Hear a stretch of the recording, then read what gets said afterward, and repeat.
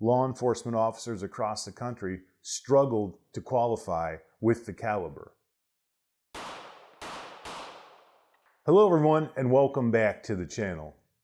In today's video, I'm going to take you back to 1964, where Lyndon Johnson, that lying son of a bitch Johnson, was in the White House. In that year, at the request of three very notable American gun writers and shooters, a new caliber was about to hit the market that was supposed to be the ultimate in police protection. Those three individuals were, of course, Bill Jordan, Elmer Keith, and Skeeter Skeldon. What a name, huh? Skeeter Skeldon.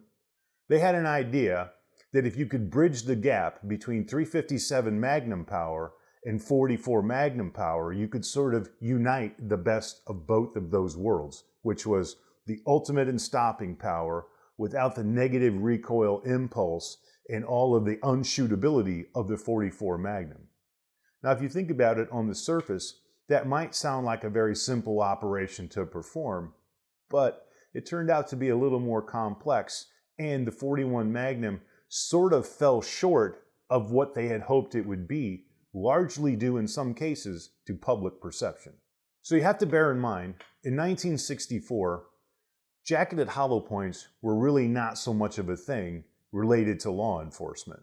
So the 357 Magnum that we understand today and its venerable stopping power was at that time a little bit reduced from our perception of it today. So those three individuals decided that maybe the police could get a little more punch and still manage to retain that shootability. So instead of doing what was normally done at that time, which is cut or stretch an existing case, they partnered up with the Remington Corporation and they invented their very own standalone cartridge, which became known as the 41 Police, or it was originally supposed to be labeled the 41 Police. At that point, the powers that be, not only at Smith & Wesson, who agreed to make the revolver, and Remington, of course, to develop the caliber, made a large marketing miscalculation that would ultimately end the 41 Magnum's chances of becoming the ultimate police caliber. They decided, for whatever reason, to call it the Magnum. They thought that calling it the Magnum would sort of put it in people's minds that it had the same sort of thing going on that the Smith Model 29, of course, in 44 Magnum did. The problem with all of that was that in the minds of law enforcement buyers and police chiefs across the country, that Magnum meant you couldn't control the doggone thing. Well, in a lot of cases, they were right. We'll talk about the specific characteristics of the 41 Magnum in a second, but for now, the Smith Model 57. In 1964, Smith released the Model 57. The Model 57 was exclusively designed for the 41 Magnum cartridge, and it is on an N-frame revolver. It was released in 4, 6, and 8 3/8 lengths barrel. Of course, most of the time for police, they would prefer the 4 and the 6. Interestingly enough, we'll put a schematic on the board about the production runs and variants of the Smith Model 57, which is in fact still being made to this day. Right around 1968 or so, they lost the diamond grips that were factory original, and the dash designation from Smith & Wesson actually didn't occur until 1982, when they removed, of course, the pinned barrel. Some of the more interesting characteristics of the 57 was that it had a target hammer and a target trigger. Everything was extremely well done and fine fitted, and what you had is an ultra high quality revolver from Smith & Wesson, whether you were interested in it as a law enforcement officer or a sporting person. To this day, they retain a ton of popularity for handgun hunters and people that go hiking around dangerous game to this day. In fact, the Henry Corporation in 1916 released a lever-action rifle chambered in 41 Magnum out of their Silver Boy series.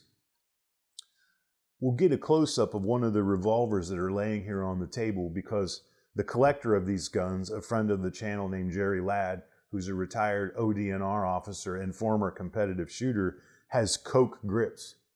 Those were very expensive and very collectible. And they were called Coke grips because if you sort of look and use your imagination, the back of the frame where the two grips come together sort of look like a Coke bottle. One of the other features of the 57 was, of course, its telltale red ramp front sight, and it has adjustable target sights in the rear. So you could, in fact, get off some amazingly well-aimed and accurate work with this revolver. The problem, if you want to look at it that way, with the Model 57 was all of its positive characteristics kind of started to become negative, at least in the minds of law enforcement. It's a strong action, so it's heavy. It also, due to the characteristics of the 41 Magnum, wasn't near as shootable as the three inventors hoped it would be. In fact, law enforcement officers across the country struggled to qualify with the caliber, even though it came in this very heavy and well-made package. It truly was a little more like the 44 than the 357, and unfortunately, that's what put it into the dustbin of history. Anecdotally, one of the other things that helped out with that was the advent of the 40 Smith & Wesson caliber. As we know, that's a cut-down 10mm and was also hugely popular with law enforcement for a short time. In fact, much more popular than this. But as time went on, just like the 41, the 40 is also inching towards the dustbin of history. For a while, Smith made this revolver. You could get it into stainless steel and various different finishes, but now it's just made in the blue. Smith still produces it in something they call the Classics line of their firearms, and if you have the means to pick one up, I think you'll be quite delighted. One of the other negative aspects of 41 Magnum is, of course, ammunition availability. My advice to anybody that's curious about the caliber and wants to pick one up: you're going to probably be better off, if you can, to either get into or hand load it if you already are doing that sort of thing for your other firearms. It's just way more affordable and way easier to source. You don't see these too much on the shelves at your local gun store. Specifically, 41 Magnum actually does approach 44 Magnum power with a little less recoil and a much flatter trajectory. You can get 210 grain projectiles that actually go down range and provide about 1,200 foot-pounds of energy, more than respectable. Problem being, still not very shootable by most people's standards. You'll notice that all of the examples here have a shortened lug on the bottom, telltale sign of a Smith Model 1957. Due to the age of these revolvers, they all still have the pinned barrel, of course. And they're very comfortable, very heavy, but very well balanced. So, to me, I find it to be one of the more beautiful revolvers that Smith ever produced. I know I probably stepped on some toes out there, but to me, this is a very, very attractive looking revolver. And even though attractive, still quite sinister. It almost kind of reminds me of Miley Cyrus. I came in like a wrecking ball. You know, one of those girls you think will bite you, but you're afraid she won't.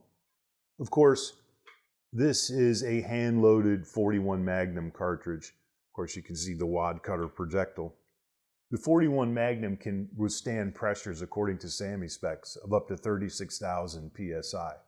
So what you have basically is this invention for guys that were already experienced shooters and maybe not so much affected by the recoil of large Magnum revolvers. That sort of tunnel vision, or maybe a better word for it is group think, allowed them to believe that this would catch on with law enforcement throughout the country. The problem is, at least in my estimation of law enforcement, is that some of them are gun guys and some of them aren't. My experience with law enforcement tells me that that's true to this day. A lot of them are super into firearms and guns, and some of them are into it because it's an aspect of their job. It's truly unfortunate that this great idea and innovative concept didn't really catch on for law enforcement. But I also think it's worth noting that all of those characteristics still make it an unbelievably sound choice for handgun hunters and people that work around dangerous game, whether it's hiking or perhaps you need your revolver to finish off dangerous big game on your hunt. It is a remarkable caliber with some remarkable characteristics, but unfortunately missed the mark with law enforcement. I hope you guys have enjoyed this video, and stay tuned next week because we're going to do a short range session with one of the more non-collectible Model 57s and see what it's actually like to shoot one and what kind of accuracy a sort of not very regular revolver shooter like me can get out of it.